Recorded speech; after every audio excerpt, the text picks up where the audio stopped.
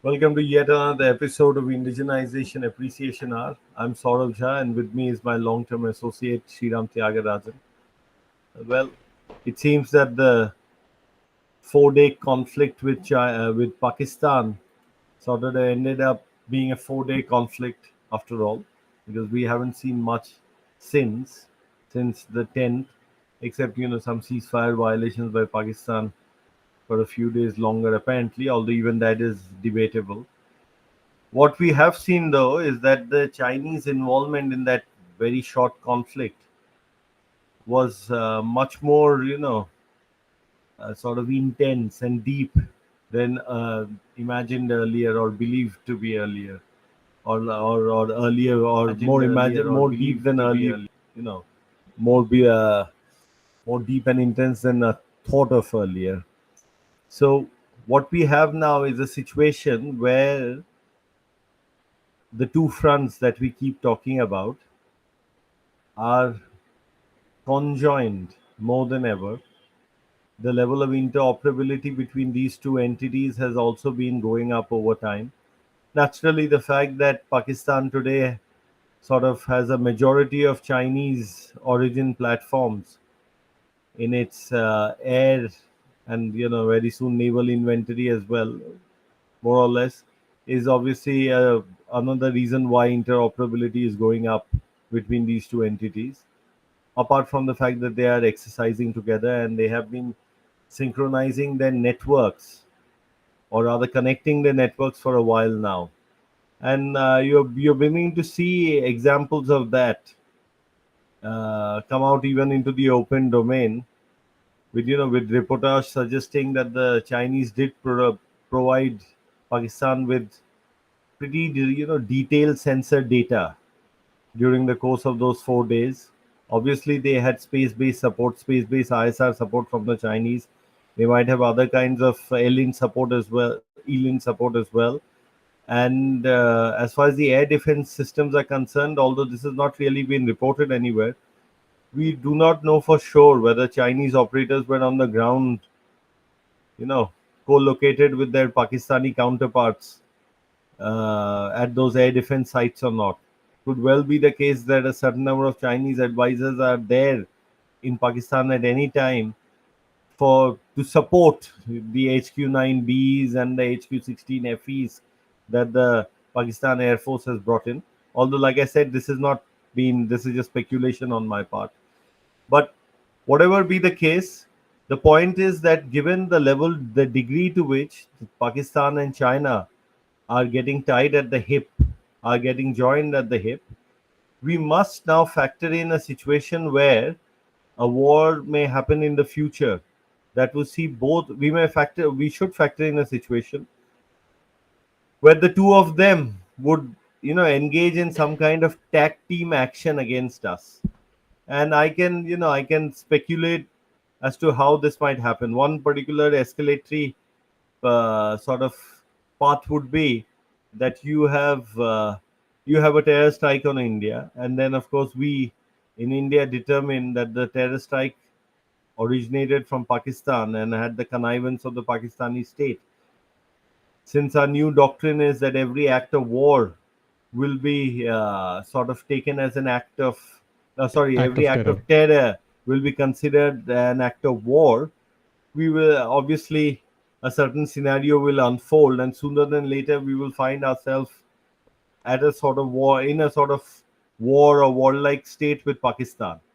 Now, what could happen is, given what I just talked about, the degree of collusion between Pakistan and China today, it would well be the case that certain Chinese elements inside Pakistan end up getting struck by our military actions, or end up getting sort of or they end up or they in any case become enmeshed in an India-Pakistan conflict, and that would of course lead to, or could provide an excuse for the Chinese state to intervene directly in the conflict, obviously on the side of Pakistan.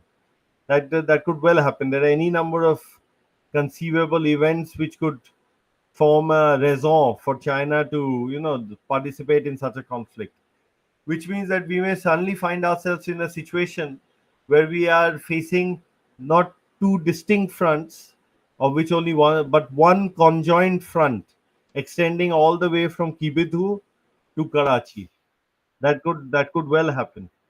Of course, I don't think that there would be any real ground action in the next one. There could be serious ground action in the one after that, probably, right? But I don't think there'll be any serious ground action in the next one, as I keep saying, because this is, ground action tends to sort of activate those nuclear red lines quite quickly. Territorial loss is a credible red line, I would say, in the India, Pakistan, China kind of scenario.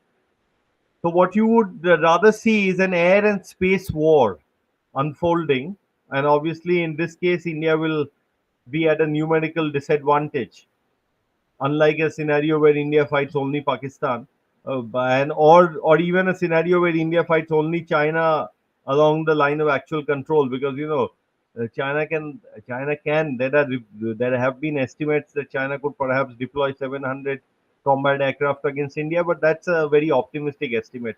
Even with all the new base infrastructure that has come up, the new storage sites, the general communications infrastructure, the number that they could deploy against India would be maybe 60% of that, right? 60 or 55% of that is what they could deploy, sort of, at any one time. Of course, they would be able to make good their losses, definitely, and all that.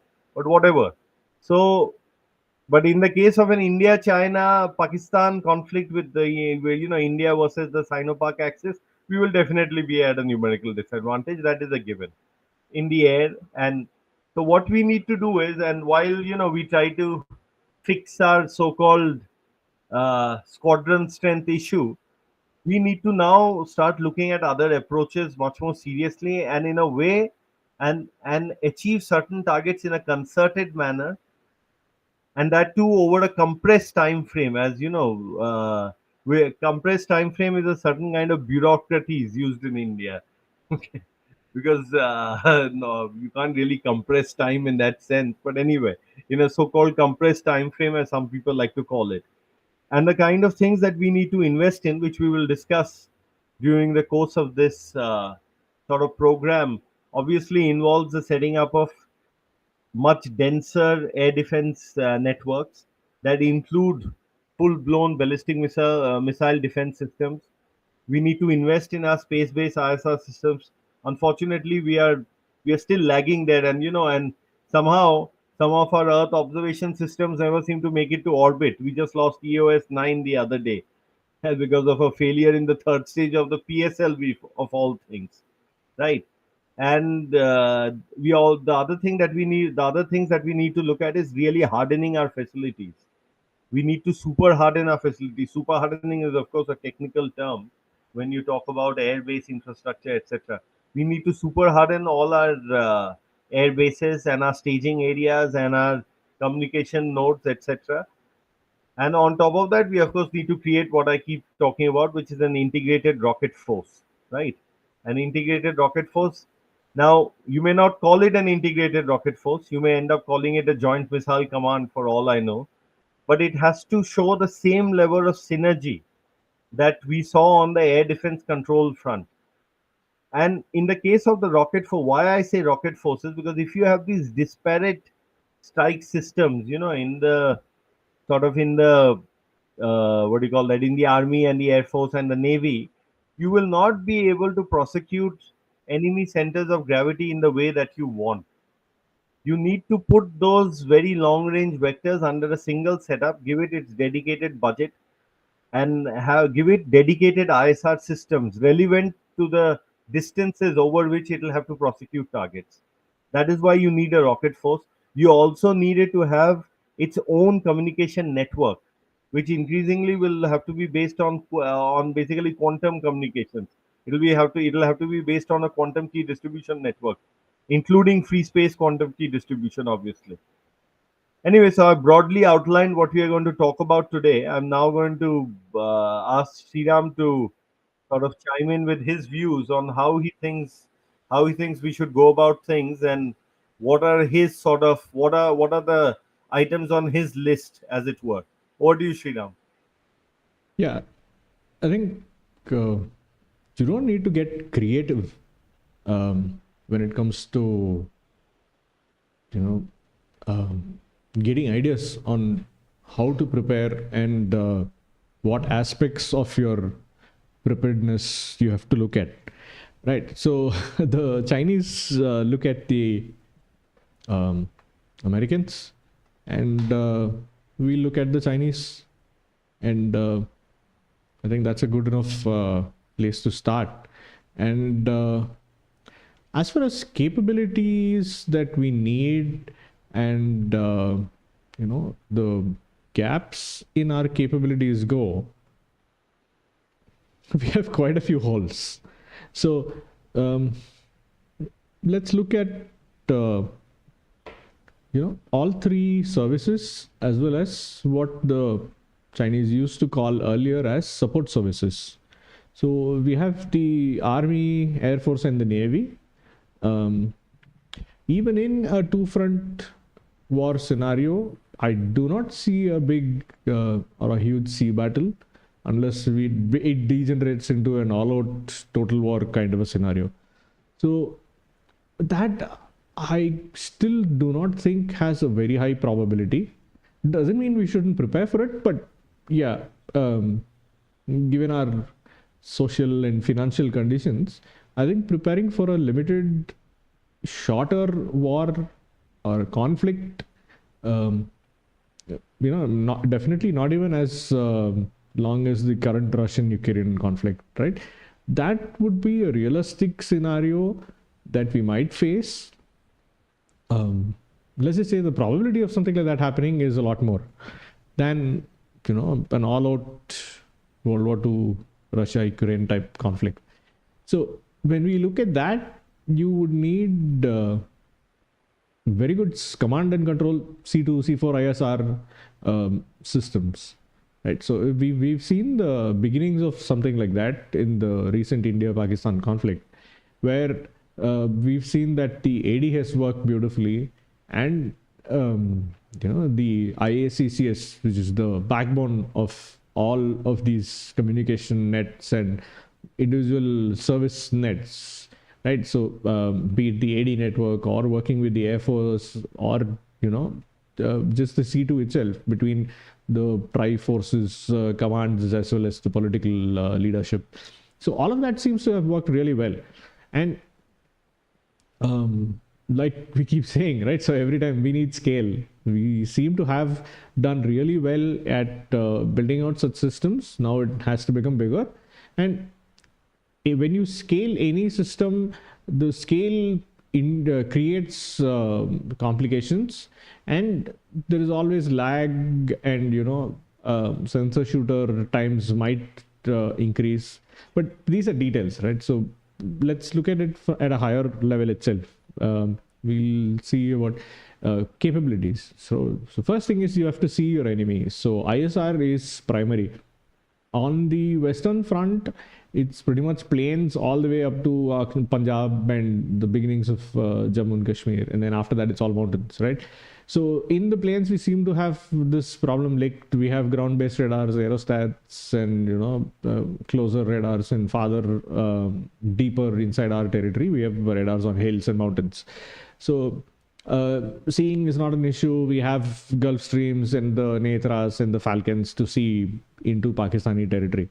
So being plains, it's obviously easier because terrain does not want to pose any issue. You don't have problems, manning posts on the border, right? So all of this, I mean, the heat issue of the Rajasthan deserts in summer is an issue, but I think humans have been in desert conditions for millennia, so that is no longer an issue where a professional army cannot function. So as far as that terrain being an issue, it is no longer an issue. So the real terrain which will cause an issue for us would be the mountains and the really high mountains in the Himalayas. So surging personnel or covering it as well as we seem to have covered the western front will be an issue, because you have the hills and the valleys, and this the terrain itself is unforgiving.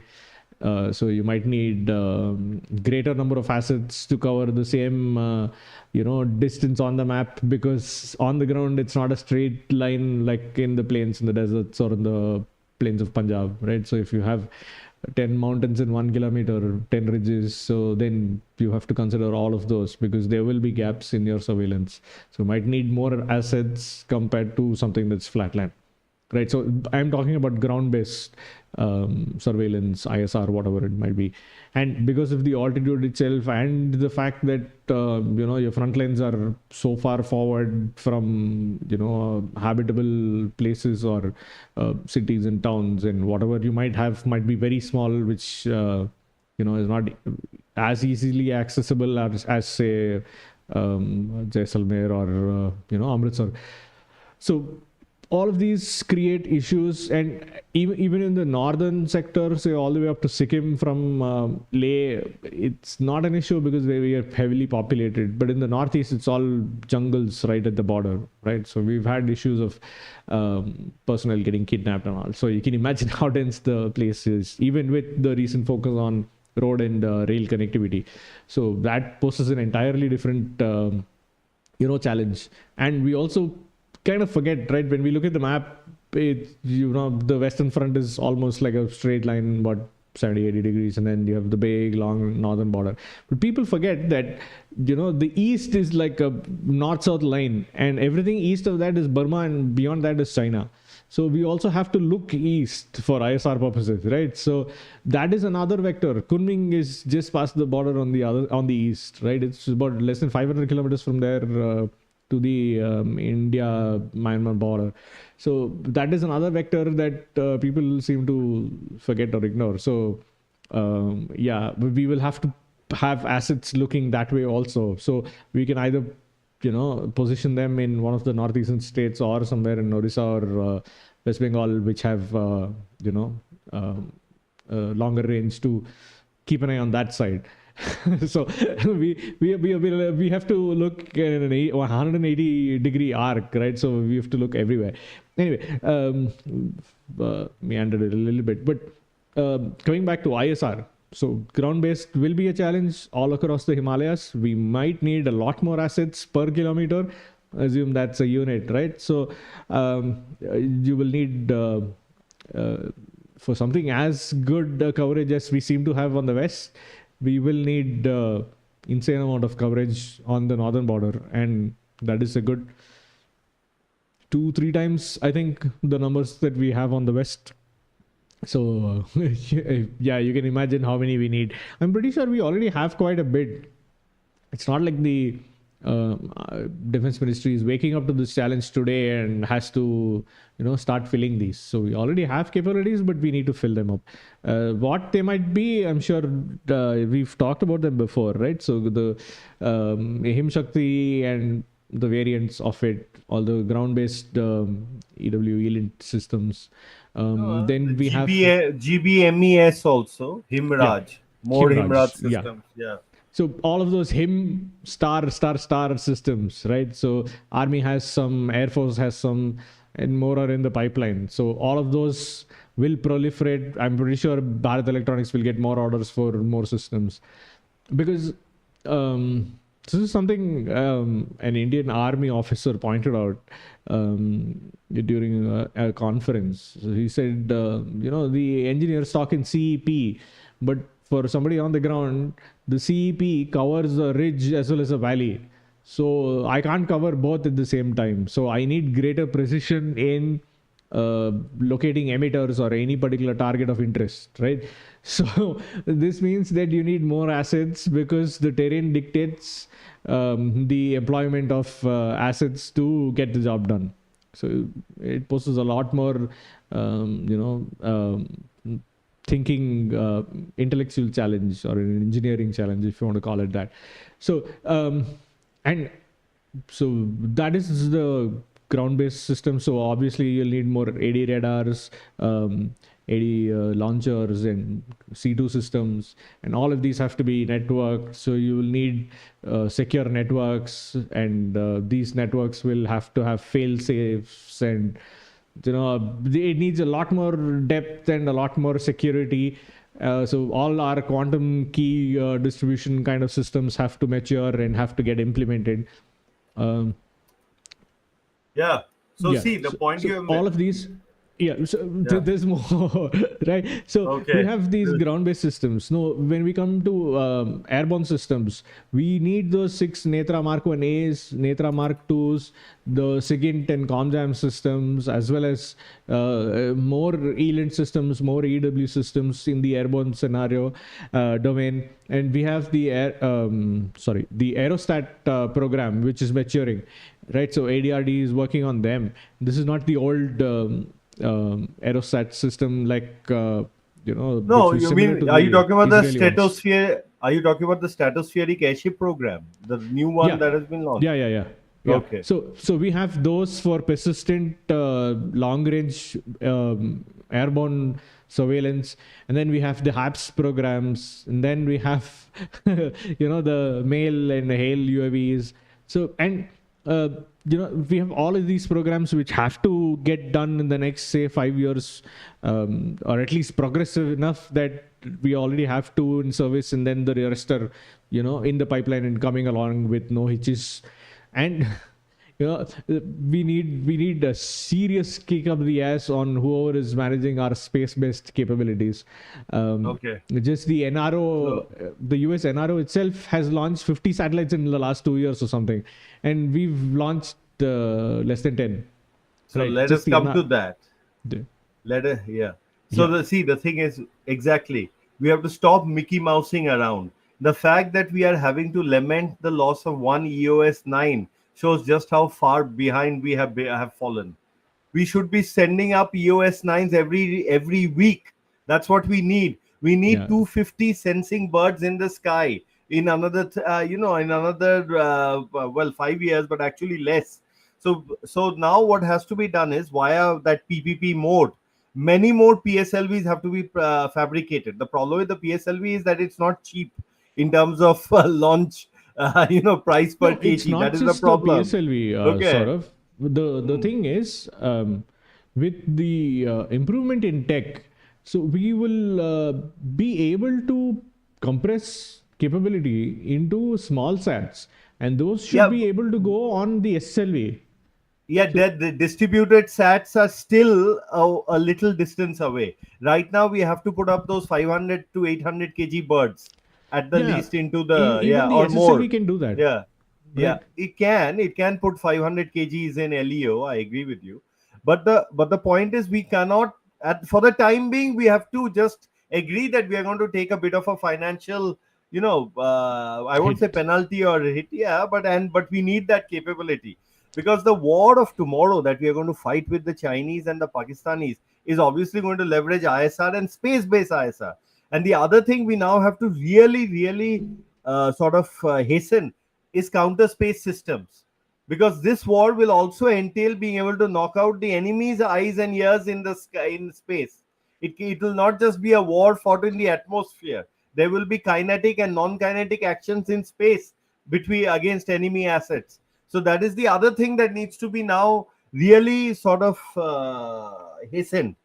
Yeah, Now the and now the, it's not yeah. just ISR. So, I mean, I'm talking about remote sensing satellites. We also have these, ELINT capability where you can snoop on enemy satellites, right? So the Americans and the Russians and even the Chinese have been doing it for years now.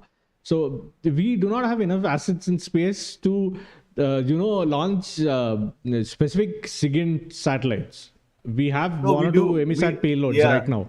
So No, we we do do not have have enough. ELINT payloads. Yeah, So very we well. do not have enough, RF sensing satellites in space, which can help us fingerprint, locate radars, locate C2 nodes, right? Who Yeah, use microwave yeah. links and everything. And also jam enemy ELINT. That is the other thing. Jam their radar Correct. nodes, their ELINT nodes in space, not just their ground-based radar. So Yeah. that's the one thing. The other thing that we need is on the rocket force side, we have to now start working assiduously on something like the Oreshnik.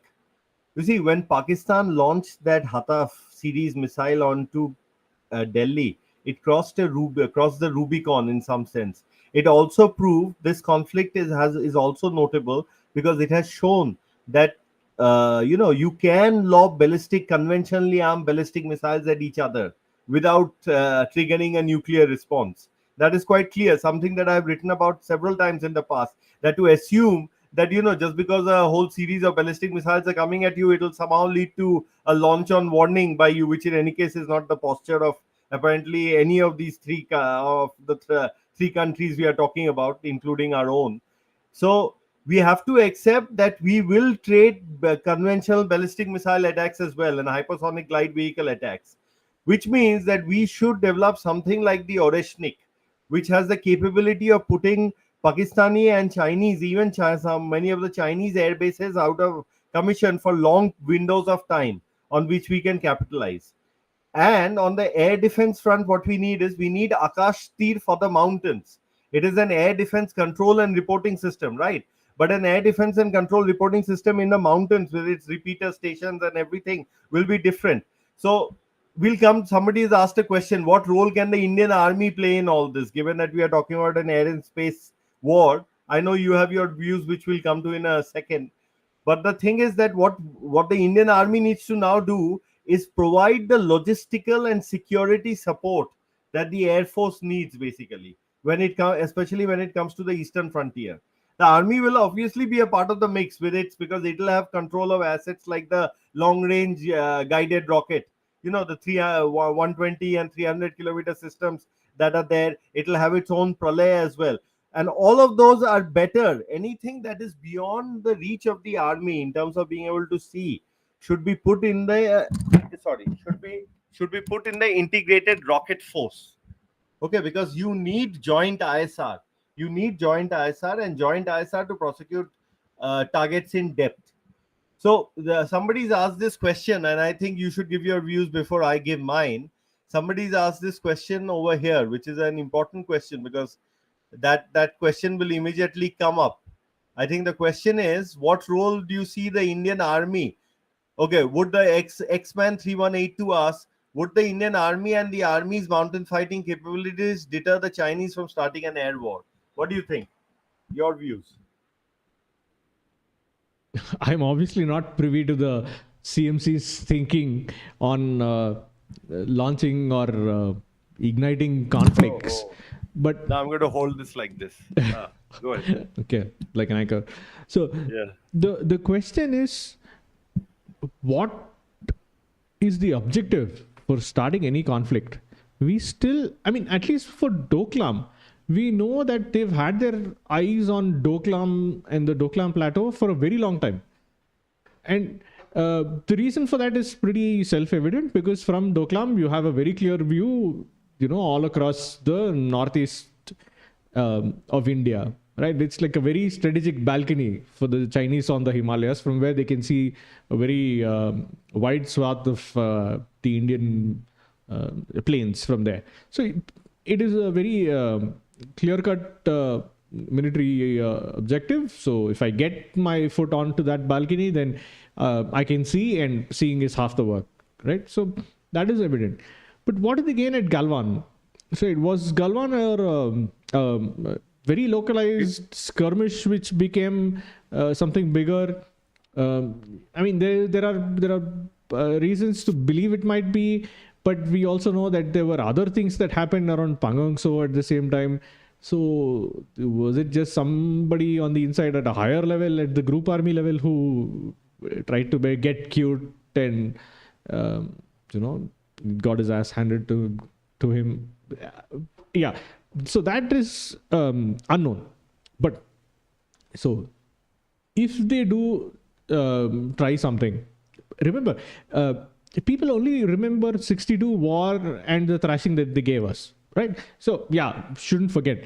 But what happened afterwards in the decades that followed? They tried a few times, and we push them back so forcefully that they never tried in many places. I'm sure Saurav can give you details. I don't remember who was there and how exactly, but we did give them a bloody nose a couple of times, and then afterwards they never tried it. Right, so the Chola classes and a couple of other instances like that. So, what are they going to try to achieve if they do initiate a conflict? Right. So, assume we do not know, like it happened the last couple of times. Right. Assume we don't know. Something happens, something starts. Right. So, what is the army doing? The army is your boots on the ground, and at the local level, they are your eyes on the ground. So, boots on the ground, it might seem like something that's past its prime, but it still matters because taking back a post is insanely difficult, like we've seen in Kargil. So the army will still provide on the ground intelligence. If we win in the air and the airborne assets create damage on the ground on the Tibetan side, the army is the one which has to go across and take up and hold new positions, right?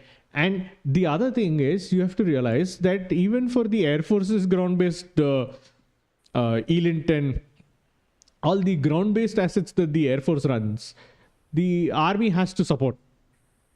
And the whole thinking of them as two separate arms is different, right? So when somebody does boxing, you don't think about, left and right just separate. You are one unit, you fight with both arms.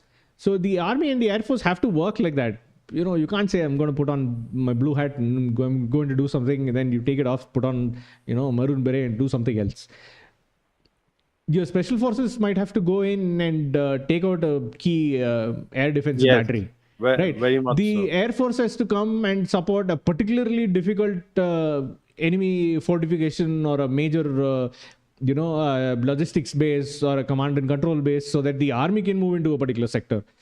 You have to work as one. It's not one or the other. If one gets an upper hand in one sector, the army has to be in a position to take advantage of such a win and move forward and.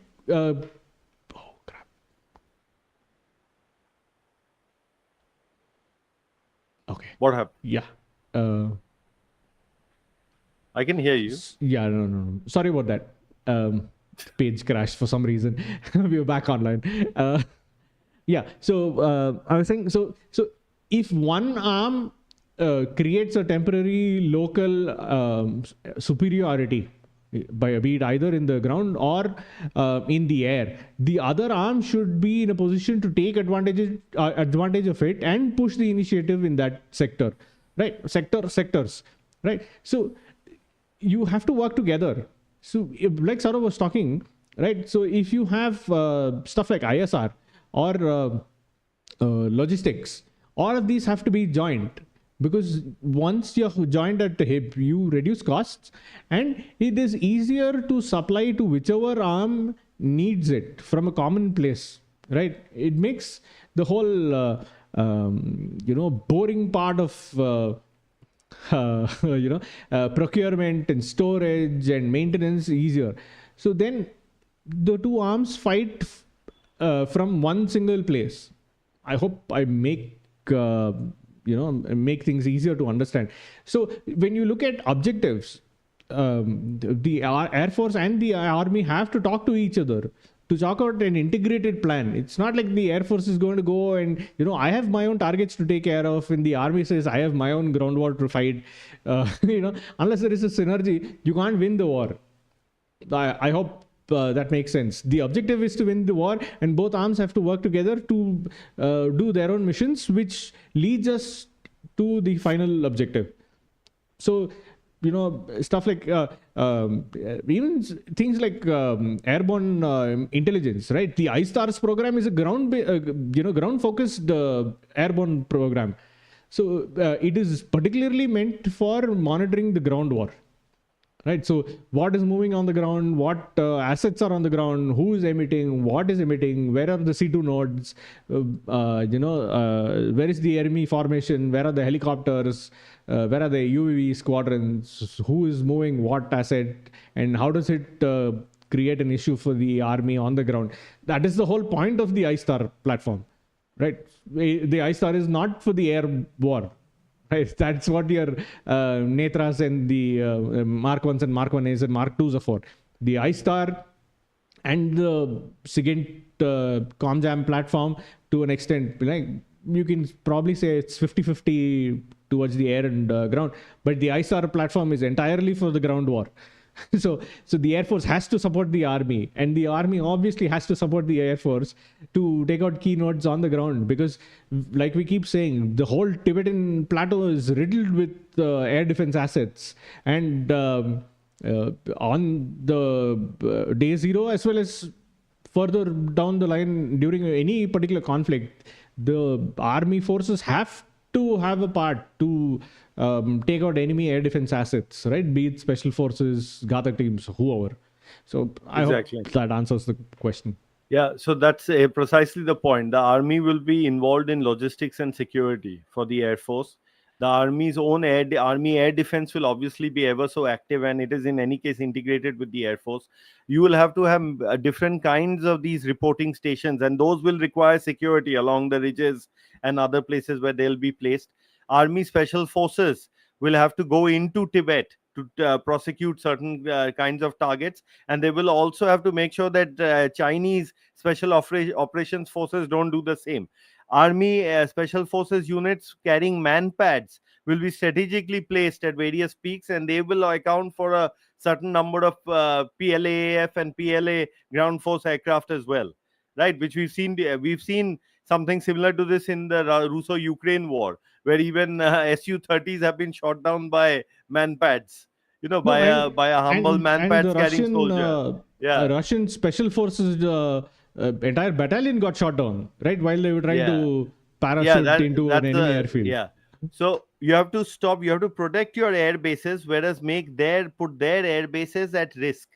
So one thing you can be certain about is Chabua, Tezpur, and Hashimara will be hit with hypersonic glide vehicles and hypersonic weapons. In their case, probably DF-17s only in the opening stages of any such conflict. The Chinese will definitely do it. They'll try to overwhelm our defenses. So the some of the things we have seen in tenders and even in some TV programs, the ADH, AH, ADAH, and ADAM kind of systems will have to be sort of hastened.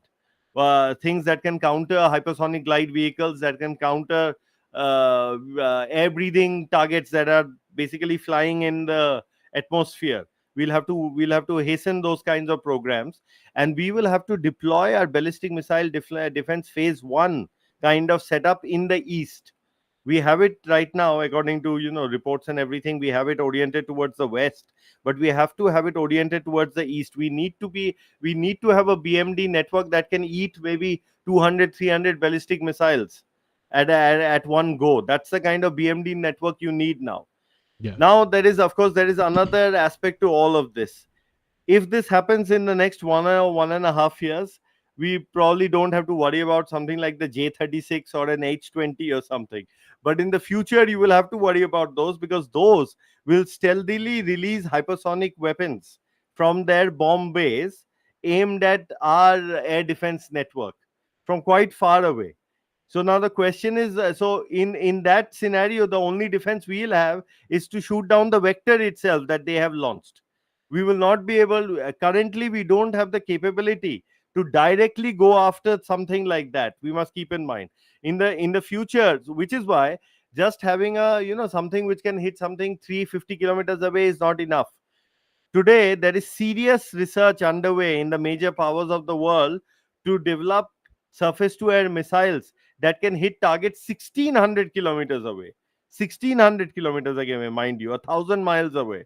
So that is the other area we need to start looking at, because I don't know when we'll have the kind of aircraft that we need to take on something like the J-36 over Tibetan airspace, right? So that is not something that is, of course, the J-36 is probably not going to be ready before the 2030s either, or if at all, if ever. Let's assume that it is, because after all, the Chinese have a tendency of getting things inducted, irrespective of how ready they may or may not be, because their induction process is also a little different from ours. They have come to the J20S now. The J20A, which had so many issues, was inducted. J20B was inducted, and now J20S. Late Similarly, 2000s. today we are talking so much about J10CE. The fact is, J10A was there before that, right? Okay. So and there's a J10B variant also, and there's a J10S also out there. So the thing is that we need to understand that they have a different philosophy from ours. They tend to bring in things, and then they tend to work on it, and then they refine it, which is something we need to do anyway. There are things that need to go in that sense. This recent this news, I don't know whether it is has been sort of corroborated or not, but I saw a news item which says that the Khagantak, air to ground weapon developed by JSR Dynamics, has actually been fired in anger during Operation Sindoor. If that be the case, that is good. Operation Sindoor should also have been a proving ground for Rudram 2 and Rudram Mark 2 and Rudram Mark 3, if it hasn't been done already, or maybe there were too many security concerns around that, and people want to keep that as a surprise, especially because they might be used more extensively along the line of action, along the against our so-called northern adversary. So that is one part of the equation. But the other thing is, we have to address the big elephant in the room, the so-called competition. And where are we with that now? Now there are all these rumors about losses, including that of a Rafale, etc. The military has said that they will come to it when they come to it. So let us keep it that way. I have read. I think all of you must be aware, there was a French report where there was a sort of an annual report where some French fighters are quoted, where they seem to be at, you know, they seem to be at a disadvantage vis-a-vis a fifth generation fighter, which in this case was the F-35. Now, the other thing is that all this while we always sort of assumed that the Spectra EW system on the Rafale was really something that, put it at par with even so-called low observable systems, etc., and all that. Of course, we don't know whether that is the case or not, but we'll see. Let more details emerge on their own from official sources, and then we can analyze that. At the moment, we don't know. So once that it comes down to Rafale versus Su-57, right? So because F-35A, as we have, well, Shriram, why don't you share the link where we say why the F-35A doesn't make sense for India in any case? I think you should share that link. Yeah. It comes down to the Rafale versus the Su-57 at the end of the day. Now the question is, which makes more sense for what? Okay. Are we talking about countering some J-35s and J-20s? Or are we talking about something more long term? Are we looking only at an air to air kind of situation? Are we saying that more than platform stealth, electronic warfare counts for more, is probably of more use now?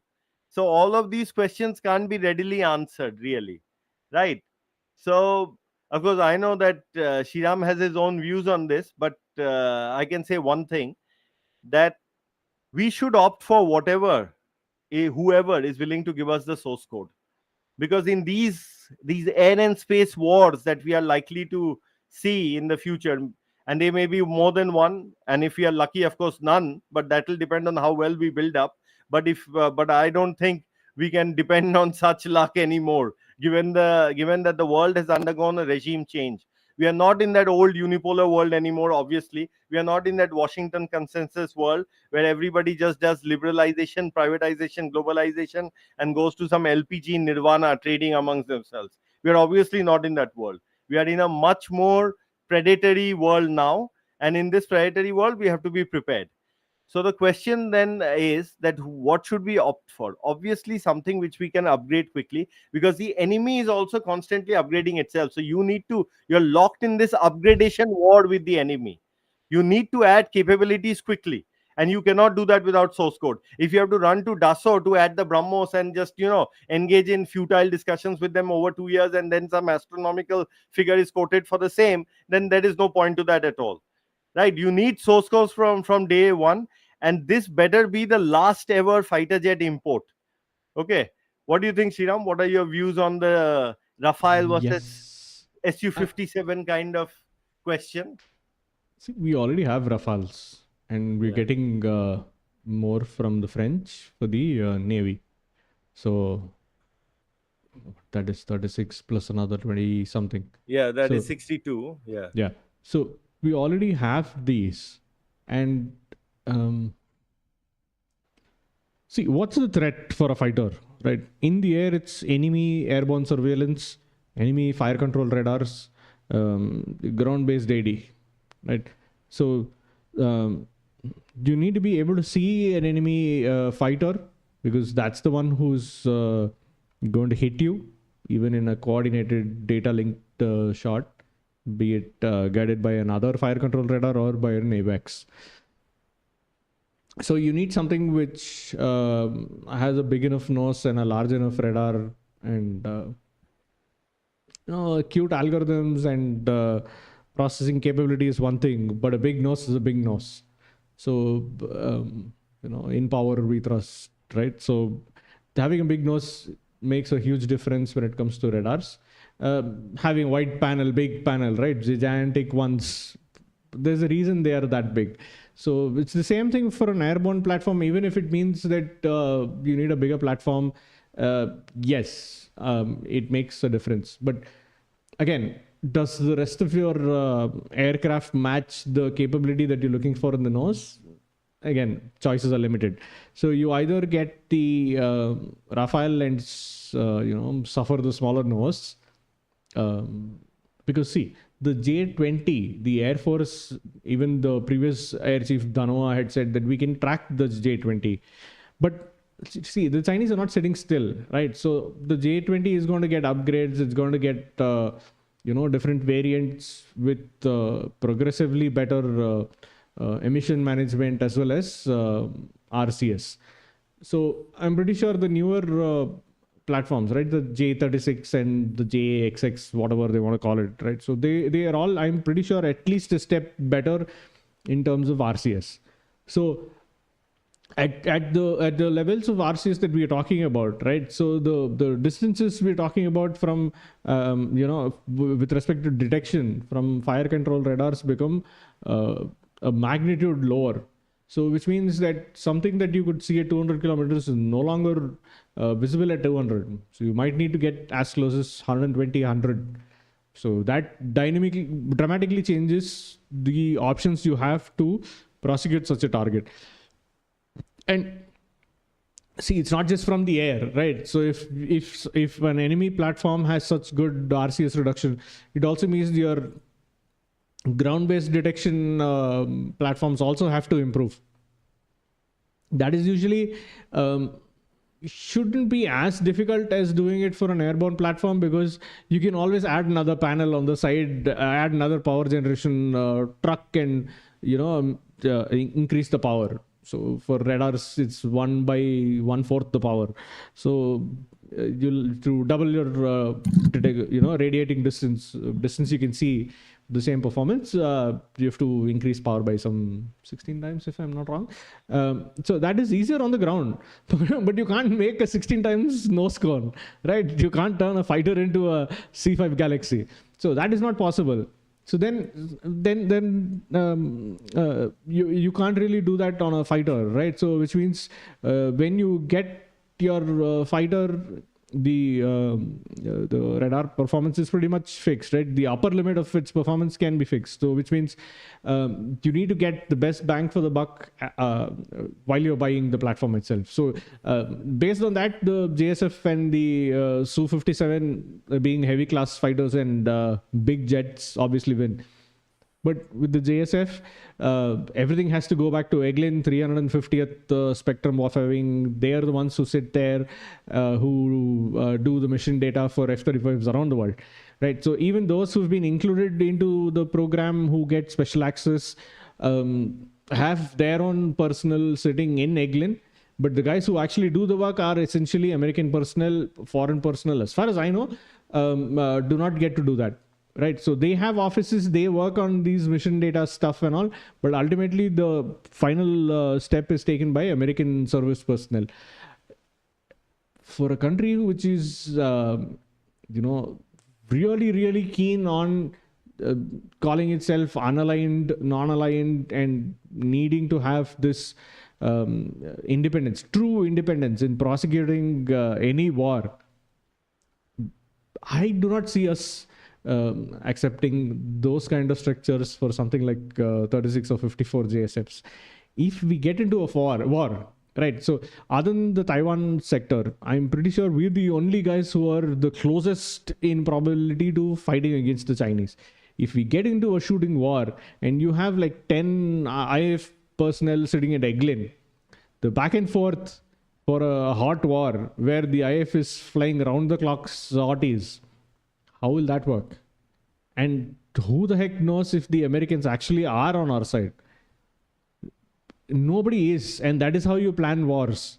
You do not base your war plans based on the Americans being, all good and willing to help us fight. Even if they are willing to help us fight, are they willing to help us win?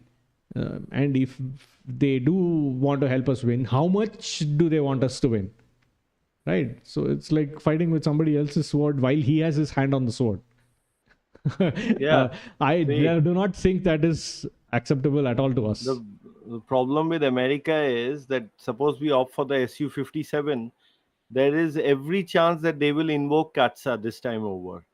Right, there's every chance because this is the price they have been eyeing. This whole thing has been about pushing the F-35 or F-35A onto India. So that is also a consideration. The other thing is, of course, if you were to ask me between Rafale and Su-57, the main considerations would be source code. The second consideration would be what our IF evaluates as to the relative EW capabilities that will come with either aircraft and how well we'll be able to integrated with our own electronic order of battle. That is going to be the key. See, because everything neither are obviously one is not stealthy anywhere, and even the other is not particularly stealthy, although we don't know what level of spike management has been implemented on the Su-57 or even or for that matter in our enemies' planes as well. But networking will be the key, EW will be the key, and integration will be the key. All three of which are the on which this question should actually turn now, on which one we should opt for, if at all. And I don't think the other contenders in any case will sort of measure up. Rafael has that one thing going for it, in that we already have invested in the system and we have the logistics for it, etc. But then there is also great commonality between the Su-57 and the Su-30 in some sense, right? So the amount of retooling you will need to license produce, that is also not that great. So and in under and also, so those things are there, but there's the Katsa angle as well riding over all of this. Thing is that India now finds itself, from India is not, forget about being in a geopolitical sweet spot. India is actually in a bit of a geopolitical pickle at the moment. Okay, we You're being are charitable. yeah. I mean, yeah. Well, and you can see it. So I can tell you what we should be doing at this time. Obviously, we should be indigenizing like anything. We should be having proper closed door conversations with our military allies. They will not help us on the information side, okay, but we should have proper closed door conversations with Israel, France, and of course Russia. These are our military allies, and we should have proper conversations with them and see what should be done to ensure that we are, we are sort of ready for that two front air and space thing if it ever happens. I know one commentator has sort of dismissed it as alarmist, but there's nothing alarmist about this, I can assure you. A few years ago, what took place in the 4-day war with Pakistan would have also been dismissed as far-fetched. But we have sort of predicted it on IAH and in articles before that such a scenario could come to pass. So there's nothing to be alarmed about anymore by what we are It's saying. not just Right. that. It's not Ah, just that. Even the fact that if we get into a fight before 2030, we'd be stuck in a very bad place where we do not have yeah. enough assets in the air to fight. Yeah, so we have to then have even of assets on the ground and in space, because we have a better shot of getting there than getting the assets in the air. Because even if you order right now, IAH decides right now whether it should be the Rafale or the Su-57, and we magically transfer 15% of $30 billion to some accounts in either Russia or France. We are not getting those goddamn planes before 36 months. Okay, so No, that is the if fact. Yeah. we have to manufacture it here, the first squadron will go into service only by the year end of the decade. So anyway, suppose by some magical thing, all the tooling is made available, etc. But even then, we are talking about too long. So what can we do? We can make we can develop more, hypersonic systems and push them into service quickly. We can create that rocket force, because it needs its own communication network, its own ISR, which will not come together if you have disparate elements here and there. We need to super harden whatever the hell we can. We need to also make our air defense network even more dense, and add that BMD, integrate BMD phase 1 elements properly into this, and increase the number of interceptors we have by a factor of 10, I would say. Suppose we cater to a scenario where 100 are launched at us, we should cater to a scenario, well, on 1,000 being launched to us on both ends. Okay, over a period, obviously, not at once, because they won't do that either. Because if they do that, then they'll be open to a counter strike. Because in today's time, counter battery fire is not limited to 40 kilometers. Okay, between the 155 millimeter artillery systems. Okay, it can take place over hundreds, even 1,000 kilometers. So that is the kind of world we are in at the moment, and we need to prepare hard. The Indian army will have a role in this whole conflict, a very, very important role. It may not be the traditional way in which it has envisaged its role, but it'll be a it'll play a critical role nevertheless. Let us now just go to questions and call it a day, Hey, because yeah, given that it's a just Monday, to yeah, add, go hey, ahead, go just ahead, to yeah, add, even go the ahead, go Su ahead. 57, if we do go down that road, then questions will be asked as to the intelligence of the people who dropped out of the program. Because, see, even if we do get the Su 57 today, we will need to put our own fire control radar on it, com links, SDRs, L band radars, RWRs, internal EW, right? So all of this will have to change. We'll probably put our own OLS on it too. So essentially, we'll just be using the airframe and stuff it with our own systems, which is what the whole FGFA idea was in the first place. So, and we dropped it because we didn't get enough work share, but whatever. So, if we do this, right, the Su-30 program, there was an article yesterday.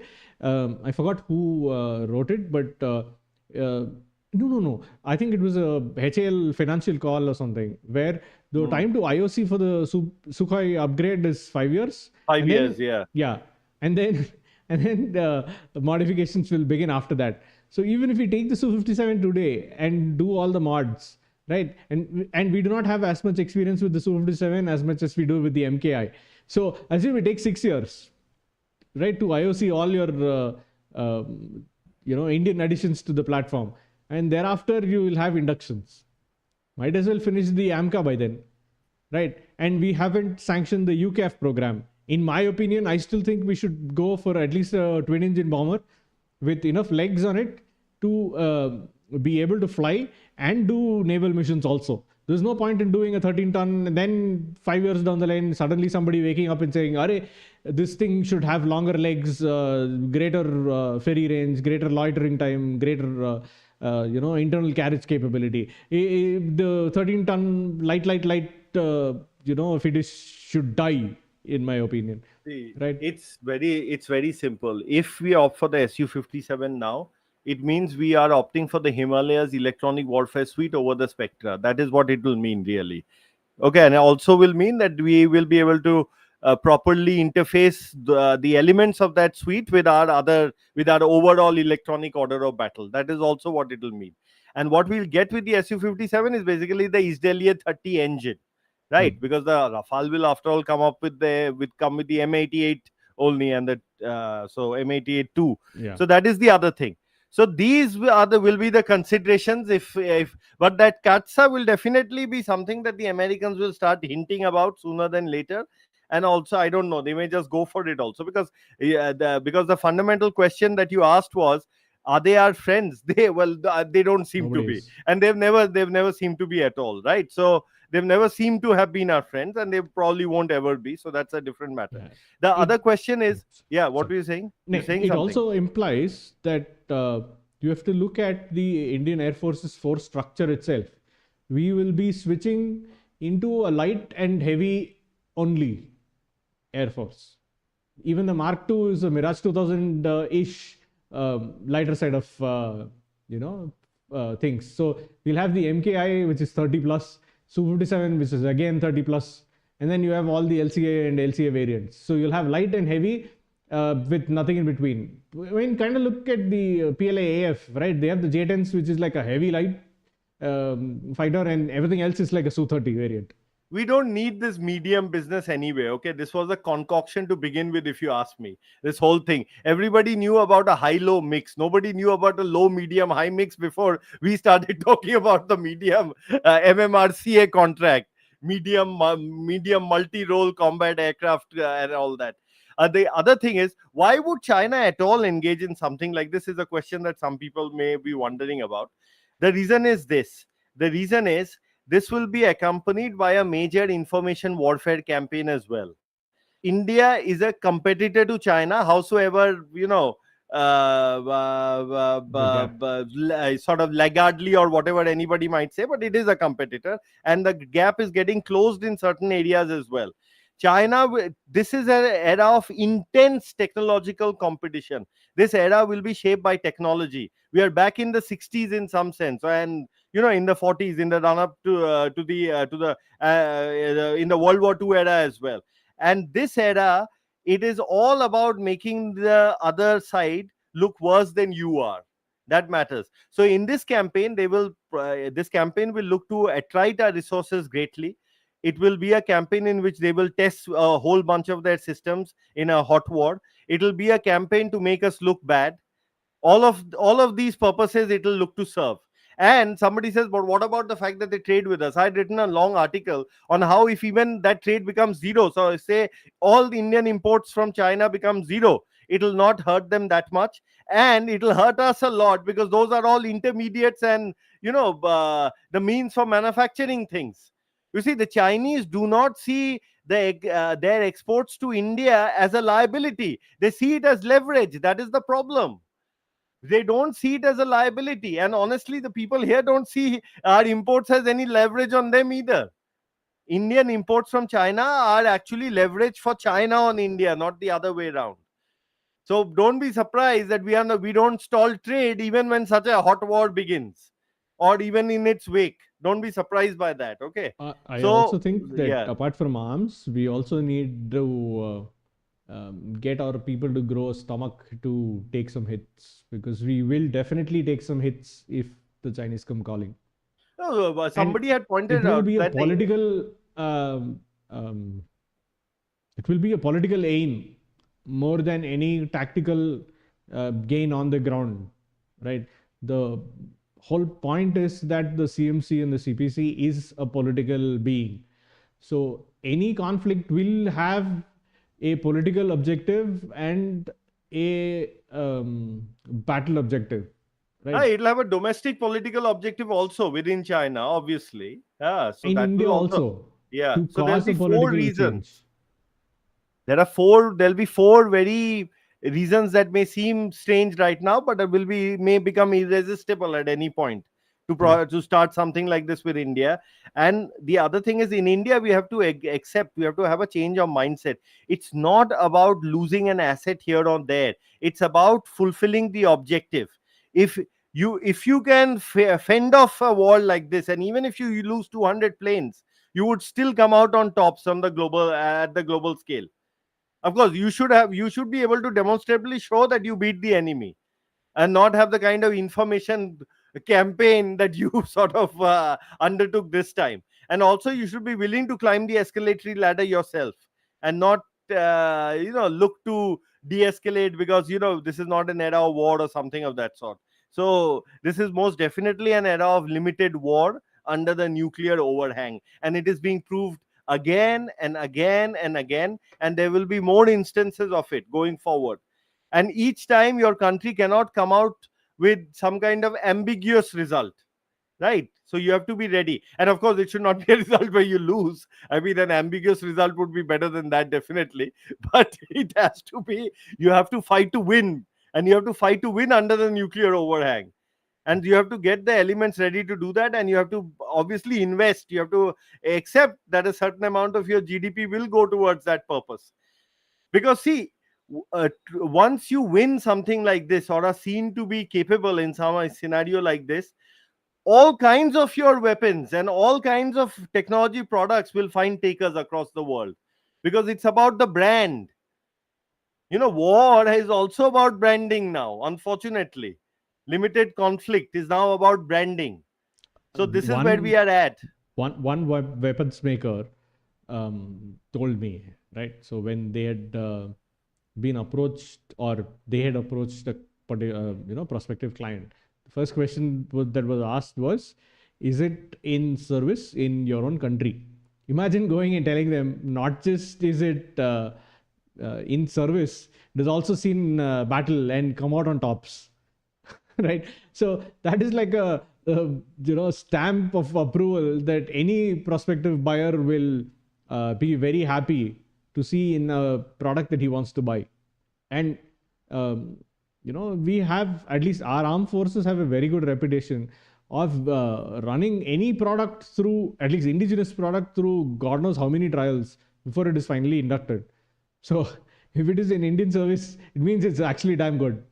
Well, I think they'll be patting themselves on the back now. They'll say, "See, I told you, we do All things the Mars properly." trials have That is why, Indians. yeah, I have come to have come to fruition. You know, it's because we put things to their paces that the Akash is such a top performer, and so is Akash Speed, and so is so are the various electronic warfare Yeah. systems, the drone systems, the drone defense system, etc., and of course the BrahMos itself. That is where we are at the moment. We'll just take some quick questions, and then we'll have Yeah. to call it a Akshay, night. thanks for your contribution and your comments. Yeah, Yeah. yeah, yeah. Saurav is I'll take good. care of my health. I'll take care of my health. You're not overstepping. I'm thankful to you for your support, but I think Uh, I'm all right now by yeah. Jagannath's grace. Okay, Mr. Ravi Aka, asked. one sec. Yeah, no, Sorry. Ravi is No. asking. Okay, there's Yeah, yeah, something. go ahead. No, there.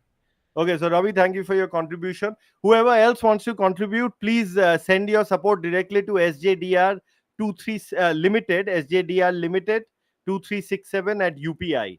Okay, SJDR Ltd 2367 at UPI. You can send your support here. You can be as generous as you want. You can send thousands. You can send more. We pay GST on everything. So do what you want to. So anyway, so we are focused on old tactics. Ravi asked, we are focused on old tactics like Sukhoi and BrahMos. A for standoff attack. Rapid Dragon is best cheap model. Saurav, you have connection. Please bring it to DRDO mode.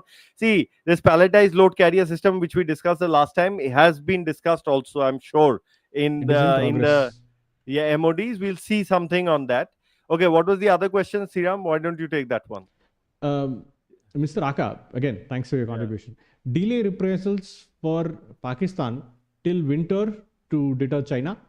I think I think the government has closed the book on the current conflict. So unless the Pakistanis act like Pakistanis once again before we get to say September or something, then yeah, maybe then the government might wait until late October, November before they try, giving them another couple of slaps. Of course, the fact is that the Pakistanis, being Pakistanis, we can never put it past them to do something of that sort, right? Because they Yeah, have their own internal dynamics at play. See, the fact is they may put up billboards talking about how Nizam-e-Shan they are, or whatever the hell that is. But the fact of the matter is that their bases were hit by us, and in yeah. short notice, Unlike at short 71, order. unlike Yeah. 71, where the war was predominantly in the east, this time they got hit all the way at Sargauda and Bawalpur. So, uh, Yeah, again. so that's Yeah, a whole point. It is undeniable. The Pakistani Punjabi Awam, for instance, which is always full of so much jazba, apparently, if you go by the YouTubers. So that definitely knows what has happened to their Fizaliyas jazba on the 10th, right? And whatever they may sort of portray, there must be an internal churning underway where Asim Munir, he wants that extension after all, or maybe his eyes are set on a bigger prize. Maybe he wants to be the next Musharraf for all you know. So if that is indeed the case, the the question of some kind of tactical nonsense by the Pakistanis may well be on the cards, and we should be prepared for it. And then, of course, this whole winter thing, because in winter time, that is not campaign season along the line of actual control. The passes are closed. Even the super duper PLAGF will not be able to do much, etc., and all that, whatever. No, I So that think will then make this sense, the time for I, such thought processes is gone. I don't think we can do the old style tactics anymore. It doesn't matter how cold it gets, how snow it no, gets. no. I think we can't let our No, guard there are down. two things. If you remember, we once did this analysis. There are two issues here. Okay, while in the cold, those PLAF bases on the Tibetan plateau will be easier to take off from in the winter cold. But the fact is, it snows so heavily, and there is such wind blowing at times that any air campaign in the winter is again a very strange proposition, if you ask me. That is the other reason why it matters. Why the winter time might matter. Hmm. So anyway, but like I Let's said, the yeah. Chinese are not going to do things on a Pakistani timetable. They will do things on their own timetable, and today they have sufficient leverage over Pakistan to make them comply with their timetable. I'll say Hmm. this much. Yeah, Hmm? this ties into another question that somebody else had asked about Yeah. difference between infrastructure, civilian or dual use infrastructure on the Tibet side as well as on our side. Compared to say even 10 years ago, the change in the infrastructure on our side is like night and day. Saurav has been to a few places in the northeast, and has seen personally quite a bit of change on our side, especially. I'm sure he can tell you that. Yeah, yeah, absolutely. See, I'll tell you one thing. If you take one of the main axes that you see when you talk about Bumla, okay, the great Bumla Tawang, Bumla is not a gateway into Tibet. Bumla is a gateway into India. And that is what the Chinese used during the 62 conflict. That entire stretch from the plains to Bumla has been fortified.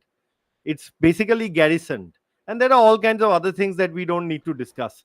There are some of the other gateways have also been basically turned into fortresses.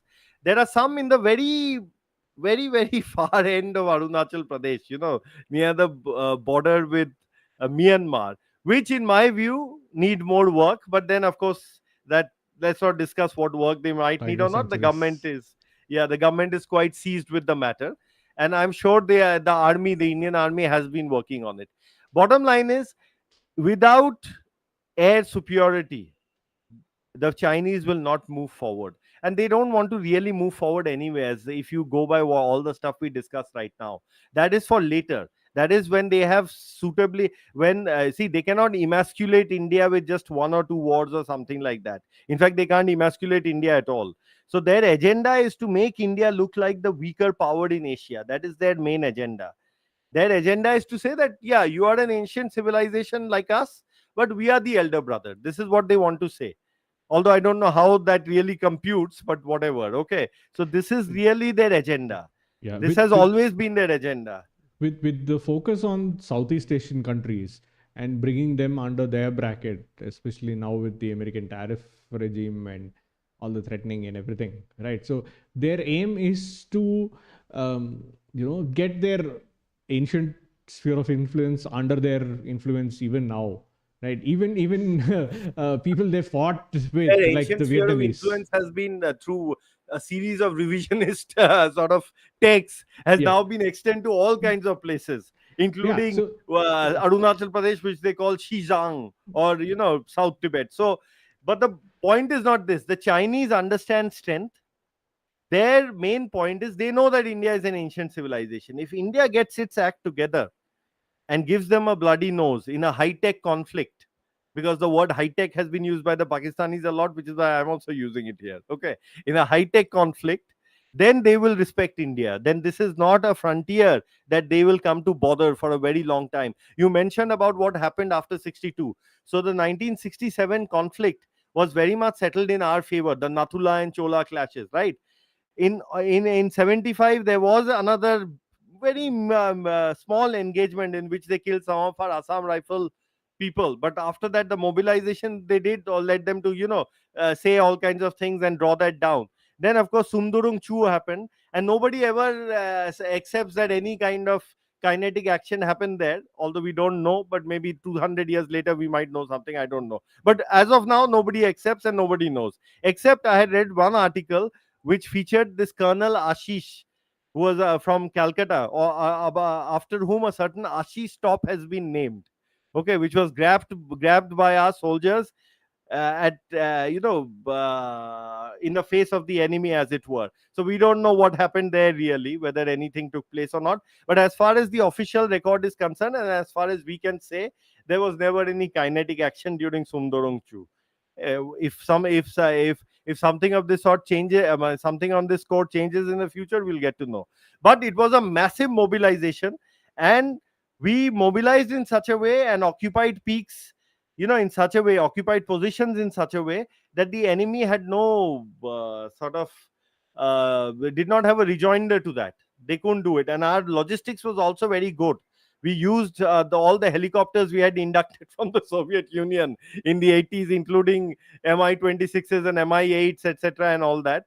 And the Indian Air Force did a superb job on the logistics and sustainment front during that time. But of course, at that time, the Chinese did not have the kind of great infrastructure they have now. So they have moved forward. The other reason why they did Doklam and Galwan was to basically destroy the whole series of pacts that we have signed with them, which talked about, what we can do in the border areas, whether we can bring large formations to the border areas or not. They systematically destroyed those pacts and created this kind of deterrent infrastructure around the line of actual control that those pacts wouldn't have allowed them to do. They created the networks, they changed their postures, they created the hardened facilities, they have built a whole new, they've created a lot of airbase infrastructure. They are now postured for conflict, which they were not. Even in 2017, they weren't really postured for a wide ranging conflict at that time. But today they are. So that is why they went through all of that. Anyway, I think we have to now bring this thing to a close, and we've answered a whole bunch of questions. Ladit Vig, thank you for your contribution. Views on Tejas Mark 2 export potential. Well, definitely is going to be a jet with all kinds of fifth generation plus technologies incorporated, except that it's not going to be stealthy.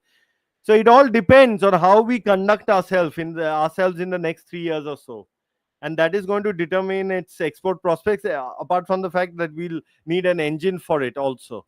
Okay, Ravi says my super chat, I'll just take that before I shut.